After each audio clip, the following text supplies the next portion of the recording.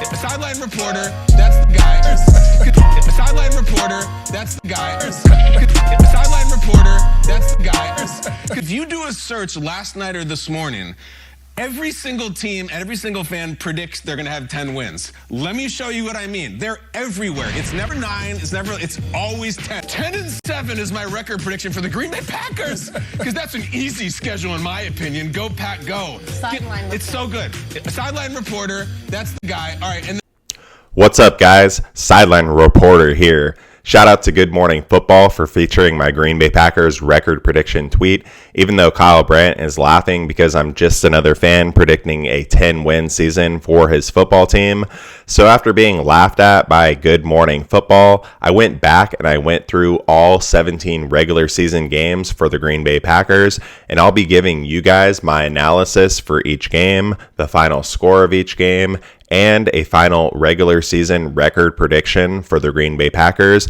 And I might have changed it from my original 10-7 tweet, so make sure to stick around to the end of this video or else your NFL team will miss the playoffs next season. Before I start this video, if you could just please hit that like button for your boy, I would definitely appreciate it so that YouTube could help get this content out to more cheeseheads who may be interested, or other NFC North fans who are hoping that the Green Bay Packers suck next season. And if you're not subscribed to my channel, Sideline Report, please hit that subscribe button and help support me on my goal to 5,000 subscribers. Before the start of the season last year, the Green Bay Packers had 3 consecutive seasons of 13 wins. They started off the 2022 season with a record of 3-1, and it looked like the Green Bay Packers were headed to a 4th straight season of 13 wins. And then the Green Bay Packers went on an embarrassing 5-game losing streak, including losses to the Jets and Giants and Commanders and Lions on the road. This 5-game losing streak was the longest losing streak since 2008, which was Aaron Rodgers' first year as a starter when he took over for Brett Favre, and the Packers went 6-10 that season. The Packers would go on to finish the 2022 season at 8-9 and lose the final regular season game at home to the Lions, which caused them to miss the playoffs. But honestly, they most likely would have just gotten destroyed by the 49ers in the playoffs, like what happened to the Seahawks when they lost 41-23 in the wild card round of the playoffs. The Packers have had a crazy offseason. They lost 4-time MVP quarterback Aaron Rodgers, Allen Lazard, and Randall Cobb, all to the Jets. Mason Crosby, the Packers' all-time leading scorer, also will not be returning to the team next season. So there's just been a lot of changes in Green Bay, but I am still excited. Week 1, the Green Bay Packers open up the season on America's Game of the Week against the We Still Suck Chicago Bears on the road. Will Jordan Love be able to continue to own the Chicago Bears like Aaron Rodgers has over the past 15 seasons with a record of 24-5 against the Bears? Let's face it, the Chicago Bears are still in a rebuilding stage, and I expect the new pieces around Justin Fields to take time to develop, which could lead to offensive struggles. I also do not trust the Bears' front 7. They will not be able to stop Aaron Jones and Quadzilla. Packers win 20-14 and go to 1-0. Week 2, the Packers play on the road again against the Atlanta Falcons. Jordan Love will be going up against a Falcons defense that ranked 25th against the pass last season and only made 21 sacks. So the Packers shouldn't have a problem scoring points in this game. The Falcons have plenty of talent on offense, including first-round pick Bijan Robinson. This should be a high-scoring battle, but I believe the Packers edge it out and get a victory 31-27 and improve to 2-0. Week 3, the Packers have their 2023 home opener against the New Orleans Saints and new quarterback Derek Carr, who will probably be throwing the football a lot to second-year wide receiver Chris Olave. My boy Jair Alexander will probably be shutting him down for the game because he's a dog. I feel like the Packers will be able to force multiple turnovers in this game and win by a score of 27-17 and improve to 3-0. Week 4, the Packers have a short week playing on Thursday Night Football at home, and they have a chance to get some revenge against the team that kept them out of the playoffs last season, the Detroit Lions. The Lions offensively last season averaged 26.6 points per game, but defensively they had the third worst defense in the league, giving up 25.1 points per game.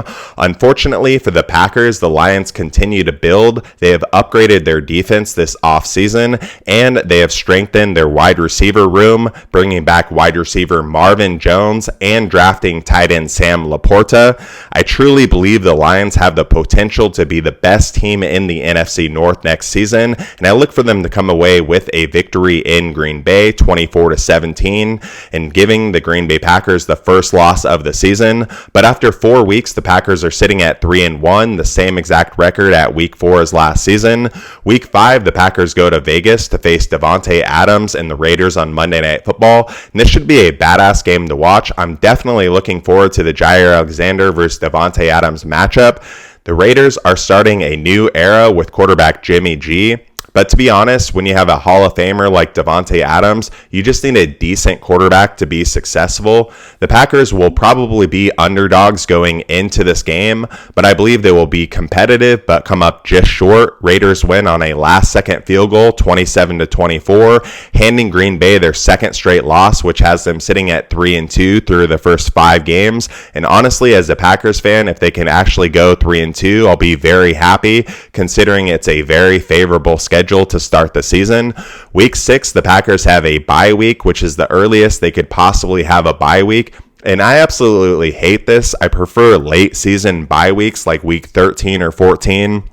So hopefully after this bye week, the Packers can stay healthy through the rest of the season. Week 7, the Packers play on the road against Danger Witch and the Denver Broncos, where it's a tough place for any offense to play. The Broncos ranked 7th in total yards allowed last season, so I definitely anticipate the Packers to struggle offensively in this game, and it'll be a tough loss in a low-scoring battle. Broncos win 17-10, giving the Packers their third straight loss, which has them sitting at 3-3.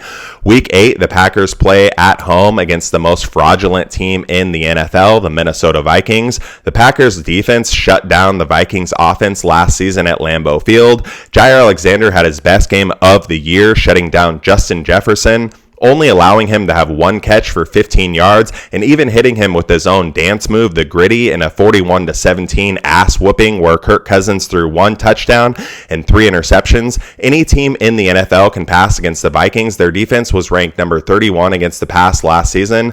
I don't expect Jordan Love to have any issues throwing multiple TDs in this game, and the Packers end their 3-game losing streak with a nice home victory, 38-27, and improved to 4-3. Week 9, the Packers play at Lambeau Field versus the garbage Rams, who set a badass record last season, the longest losing streak ever of 9 games by a team that had just won the Super Bowl the previous season. The Packers may have lost key players this last offseason, but let's be honest, the Rams suck, they're still trash, they're in rebuild mode. The Packers should easily win this game 27-10 and improve to a record of 5-3. Week 10, the Packers go on the road to face the Pittsburgh Steelers. No more Aaron Rodgers versus Ben Roethlisberger's battles for the Packers and Steelers. Now it's the Young Bucks, Jordan Love, and Kenny Pickett for the first time ever. The Steelers are a well-coached team, and they have improved their roster this offseason, drafting tight end Darnell Washington. I feel like the Packers will be competitive in this game, but lose in a low-scoring battle, 17-14, which has them sitting at 5-4 through the first 10 weeks of the NFL. Week 11, the Packers play at home versus the Los Angeles Chargers. The Chargers had a classic Matt Ryan collapse in the playoffs last season, leading 27-0 against the Jacksonville Jaguars on the road, but somehow found a way to lose 31-30. Herbert and the Chargers offense can put up huge numbers against any offense. Last season, they had 6,108 yards of total offense. Look for this game to be a classic back-and-forth high-scoring battle. The Packers win 30-28 and improve to 6-4. Week 12, for the first time since 2015, the Packers have a Thanksgiving game on the road against the Detroit Lions. Since 2013, the Green Bay Packers have only won 4 games at Ford Field, and one of those wins required a game-winning Hail Mary touchdown by former Green Bay Packers quarterback Aaron Rodgers. A 4-6 record over the last 10 games on the road and a Thanksgiving game for the Lions is not a good recipe. The Packers lose 38-24 and go to a record of 6-5. Week 13, the Packers play on Sunday Night Football, and it'll be Patrick Mahomes' first game at Lambeau Field. The Packers' strong defensive effort almost gave Jordan Love his first victory as a starting quarterback 2 years ago in a non-thrilling 13-7 loss at Arrowhead, where Jordan Love went 19 of 34 for 190 yards, 1 touchdown, and 1 interception. Even with this being a home game for the Packers, the Chiefs and Patrick Mahomes are just too damn good, and it's very hard to stop them on offense. I see the Chiefs winning this game 31-17 to send the Packers to 6-6 through the first 13 weeks of the season. Week 14, the Packers play on the road on Monday Night Football versus a team that they should have beat last season but lost 22-27 in London, the New York Giants. Quarterback Jordan Love won't have to make so many plays this game because the New York Giants had a defense that ranked 27th against the run last season. This will be a huge game for the Packers' dominant duo of running backs A.J. Dillon and Aaron Jones. Each will have a rushing touchdown or 2. The Packers will get a nice revenge win over the Giants 34-24 and improve to 7-6. Week 15, the Packers play at Lambeau Field versus the Tampa Bay Buccaneers. No more Aaron Rodgers versus Tom Brady. Now it's Jordan Love versus Baker Mayfield. But most likely, Baker Mayfield will throw a shitload of interceptions, so Kyle Trask will be starting. If the Packers want to stay in the NFC North race and push for the playoffs, then these are the type of games that they need to win and they cannot lose. Whether it's Baker Mayfield or Kyle Trask, I believe the Packers will be able to force multiple turnovers in this game and win by a score of 35-17 and improve to 8-6. Week 16, the Packers play on the road in Carolina versus the Panthers, who anticipate to be contenders after drafting Bryce Young with the first overall pick in last month's NFL draft. Even if Bryce Young makes an instant impact for the Panthers, they aren't a good home team. Last year, they went 5-4 at home. This is a game where the Packers defense should be able to put pressure on a young, inexperienced quarterback. And, they should be able to force him to throw a few interceptions. Packers win 21-10 and improve to 9-6. Week 17, the Packers have their second Sunday Night Football game of the year on the road against the Minnesota Vikings. The last 6 games, the Packers are 2-4 versus the Vikings at US Bank Stadium, including an easy 23-7 win in last season's home opener for the Vikings, which caused me to lose a bet and buy a Vikings hat. Shout out Triple Dubs. It's a very difficult environment for teams to play. The Vikings were 8-1 at home last season, and I look for them to continue their home dominance over the Packers, winning 31-14, sending the Packers to 9-7 through the first 17 weeks of the regular season. Week 18, the Packers play at Lambeau Field versus the Chicago Bears, who haven't won a game there since 2015. I believe Jordan Love will continue the dominance over the Bears by owning them, and the Packers win huge 42-17 and sweep the Bears and finish the season with a final regular season record of 10-7, which is what I originally tweeted. After going through all of these matchups, honestly, it's just an easy schedule in my opinion. So I find it hilarious that Good Morning Football was laughing at me with my 10-win prediction. Let's wait and see how the Green Bay Packers season plays out, Good Morning Football, and we'll see who's right.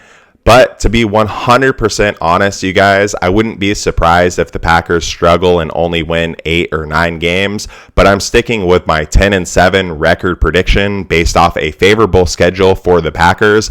I'm super stoked for this season because it's a new era. And I know that it's not going to be easy at times, but I truly believe the Green Bay Packers are headed in the right direction because no other organization is run like the Green Bay Packers. So let's go, Pack, go. I hope you all enjoyed my record prediction video, and I'll see you all in the next one.